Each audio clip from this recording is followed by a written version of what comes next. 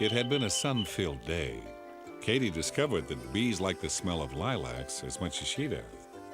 Orbie found out that they also like honey sandwiches.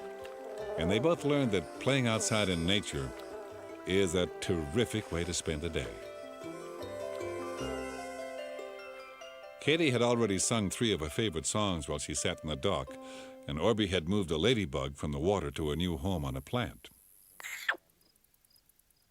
Katie was thinking of what song to sing next when she looked at the little beach. There was a very pretty shiny rock looking right back at her. She got up and walked over to it. When she picked up the stone and examined it, she found that it had layers of shiny rock that were as thin as paper. Dad told her it was called mica. He said that people used to think mica was gold, but now they know better. Katie wondered if there would be any real gold in the beach, and Dad smiled. He tapped her on the end of her nose and said, "You never know." Katie raced back and hunted through all the stones. Now, at first, she just turned the stones over and moved them out of the way. But then she found a beautiful pink one. It had spots on it. Although it wasn't gold, it was beautiful. Katie stuffed it in her pocket and looked for others. When she looked at the stones again, she realized that there were all different kinds of stones, and every one was very pretty in its own way. She found one that, even though it was only gray, was smooth all over. Katie put that in her pocket, too. Then she found a beautiful black stone with sparkly things in it. Soon, Katie's pockets couldn't hold any more. She went into the cottage and found a plastic container that no one was using. In no time, the container was full to brimming. The stones looked beautiful. Orbie thought they looked nice, too, although he didn't look at them as much as Katie would have liked. Actually, Orbie wanted to have a game of seeing how far they could throw them, and Katie told him they were too beautiful to throw.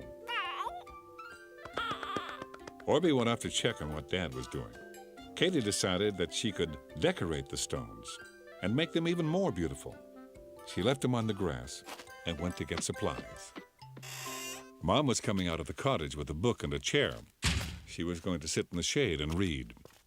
As she walked along, she noticed the pile of stones in the container. She smiled, knowing that someone was up to something. Soon Katie came out again with her crayons.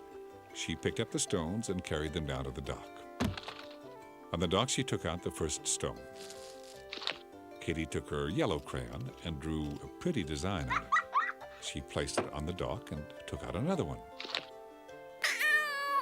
Orbie came by again to see what she was up to. He thought the stones looked terrific with all the colors on them. Katie smiled. She asked if he wanted to help, and he shook his head. He burbled that he was going to help Dad turn the soil over for the vegetable garden. That sounded like fun, but Katie wanted to decorate every stone first. When Katie was finished, she left her stone pile on the dock and headed back into the house to put the container away. The sun was hot, and soon the crayon markings began to melt and made interesting shapes on the rocks. When Katie came back and saw this, she was thrilled. She hurried over to Dad to get him to come to see what she had done. Now, Dad was very busy shoveling and getting extremely dirty with Orbie. He told Katie that he would finish up first and then come and see. Digging in the dirt looked like fun, so Katie decided to stay and help. Dad put her on worm patrol. He didn't like to hurt worms. They were good for the garden. So she would take them out and put them back when the turning and digging was done. Katie pulled a long, fat worm out of the ground at about the same time Mom decided to go swimming. Mom walked down to the dock. She looked at the water and wondered if it was going to be cold. Suddenly, she stepped on something that hurt her foot. It was one of Katie's rocks. Mom looked at the rocks. She looked up and saw that Katie was nowhere around. Then she bent down and picked them up. She threw them all in the water. Mom didn't want anyone else to hurt their feet. I have to tell you that Mom didn't even notice the beautiful crayon markings. Mom whooped when she got in the water.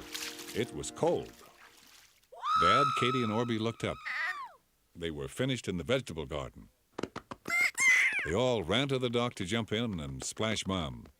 Dad quickly helped the two friends with their water wings, and they all jumped in, except for Katie.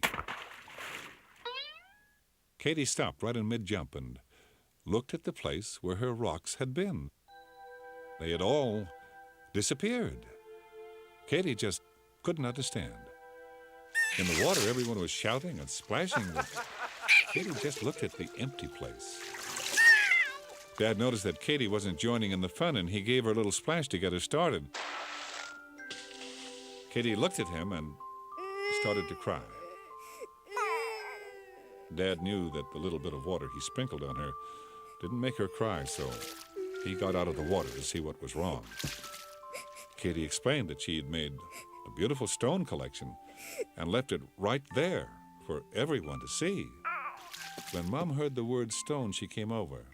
Mom explained that she had hurt her foot on the stones. When she looked around, Katie wasn't in sight, so she thought Katie was all finished with them.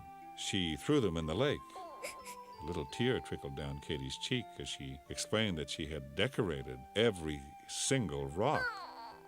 Mom apologized and told her that the next time she would ask to be sure Katie was really finished with something.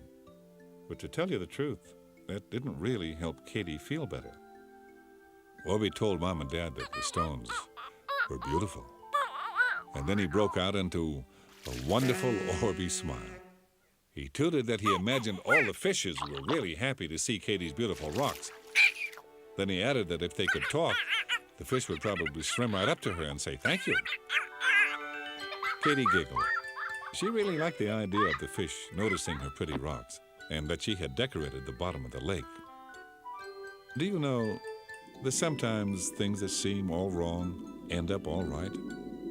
I have to tell you that down at the bottom of the lake, one fish, then two fish, then three, all came over to see the wondrous things that had fallen through the water.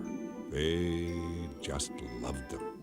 If you were a fish, you'd have loved it too.